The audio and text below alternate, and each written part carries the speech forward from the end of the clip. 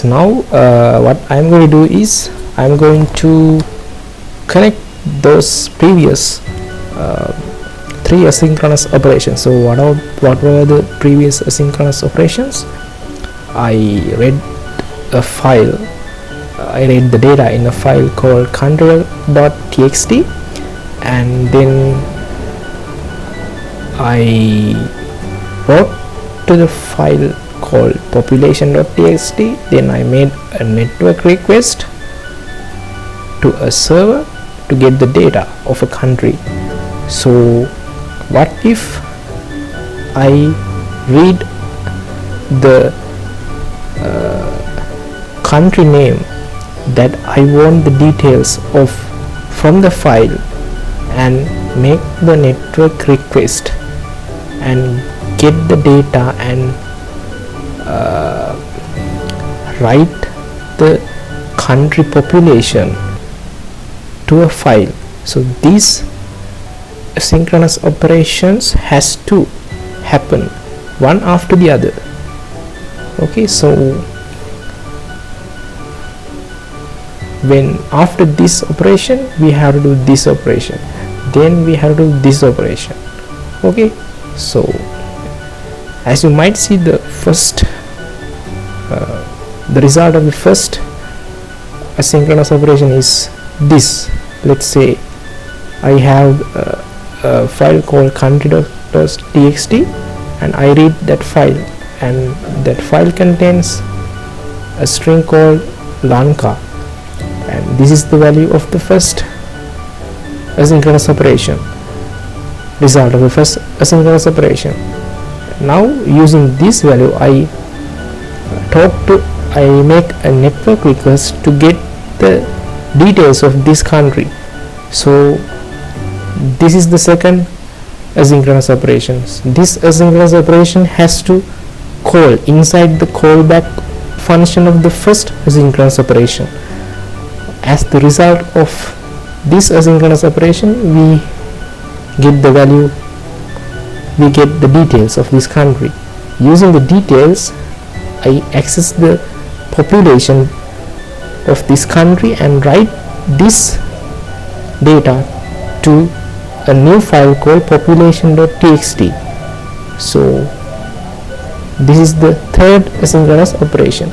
Now we will see this in practice with this example. I will show you how to implement this.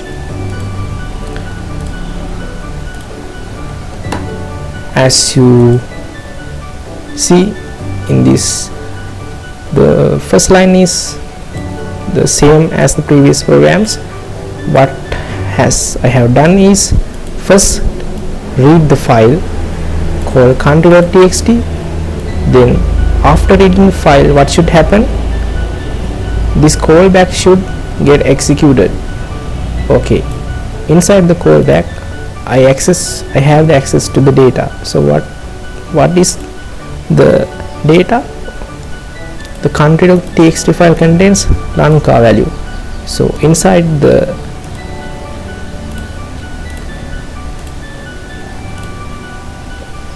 data is resource to Lanka. So I can make a network request inside this first callback to talk to the server and get the details of the country. So this is the second asynchronous operation. Okay, when this asynchronous operation is done, we have the country details as the value. So this is the callback for the second asynchronous operation, in which we have the access to the country details as response. But what I want from the details of the country is the population. So I access the population property on that country details object. Then I write that into a new file called population.txt. So this is the third asynchronous operation.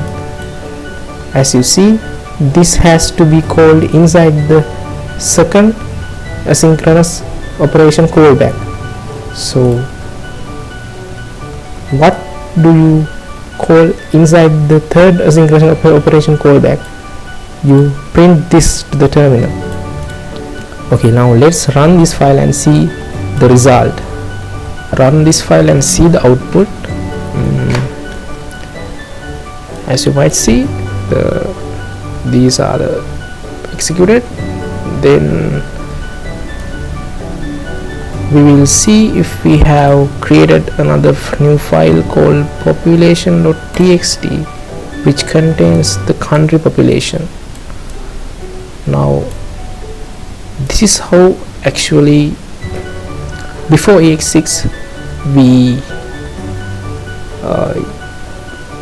synchronize the asynchronous operations. That means you have to call another asynchronous operation inside the callback of another asynchronous operation.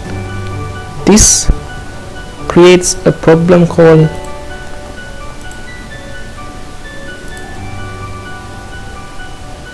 callback here, as you see.